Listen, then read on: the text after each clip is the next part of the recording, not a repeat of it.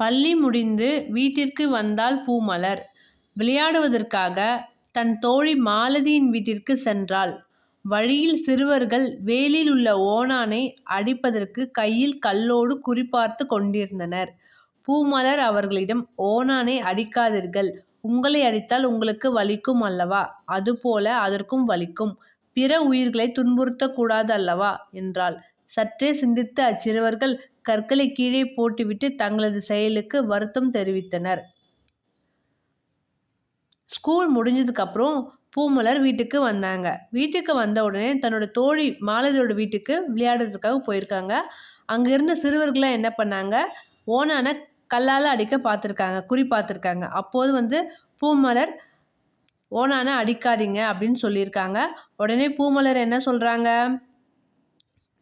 ஓணானை அதுக்கும் வலிக்கும் தானே, அதுவும் ஒரு சின்ன உயிர் தானே, அதனால் அதை துன்புறுத்தக்கூடாது அப்படின்னு சொல்லிட்டு இந்த சிறுவர்களுக்கு அட்வைஸ் பண்ணுறாங்க. உடனே இது கேட்ட சிறுவர்கள் வருத்தம் தெரிவிக்கிறாங்க, நாங்கள் பண்ணது தப்பு தான் சொல்லி கற்கள்லாம் கீழே போட்டுட்டு வருத்தம் தெரிவிக்கிறாங்க. ஸோ இந்த கதையில் உள்ள பயிற்சியை பார்க்கலாமா? இதுலேருந்து நம்ம என்ன தெரிஞ்சுக்கிட்டோன்னா, சின்ன உயிர்களாக இருந்தாலும் அதை துன்புறுத்தக்கூடாது. சரிங்களா?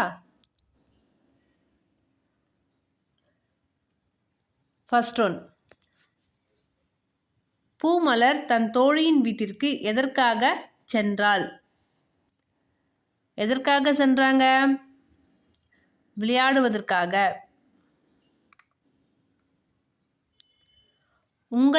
செகண்ட் ஒன், உங்களை அடித்தால் உங்களுக்கு வலிக்கும் அல்லவா, இது யார் யாரிடம் கூறியது?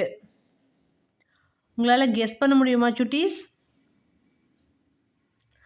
பூமலர் சிறுவர்களிடம் கூறியது. தேர்ட் ஒன், கவலை என்ற பொருள் தரும் சொல் எது? கவலை என்ற பொருள் தரும் சொல் என்ன? வருத்தம்.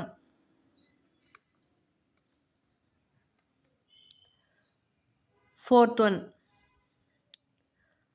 இவ்வுரை பகுதியிலிருந்து நீ அறிந்து கொண்டது என்ன? உயிர்களை துன்புறுத்த கூடாது. ஓகேவா சுட்டீஸ்?